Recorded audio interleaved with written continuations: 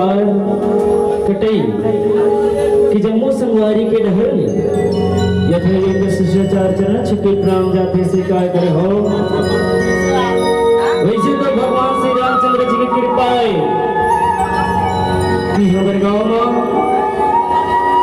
भगवान श्री रामचंद्र जी के कथा सुने और सुनाए के अवसर प्राप्त हुए। तो अब मन जैसे बड़े बड़े ऋषि मुनि ज्ञानी मन के थे कहा थे कि देव बाबू कुछ भी शुभ कार्य करे के पहले अपन इष्ट देव या अपन इष्ट देवी लगाना जरूरी थी कहे नहीं। तो अपन के भी सागर मां शारदा के वंदना की ओर ले चलता हूं। आज का यह अवसर बड़ा निराला है, आज का यह अवसर बड़ा निराला है। आज हनूर बरसने वाला है। एक बार जोरदार ताली बजा दीजिए, एक बार जोरदार ताली बजा दीजिए। अब कार्यक्रम शुरू होने वाला है, कार्यक्रम शुरू होने वाला है, कार्यक्रम शुरू होने वाला है। बहुत बहुत धन्यवाद। तो आप मेरा सादर माँ शारदा की वंदना की ओर ले चलता हूँ।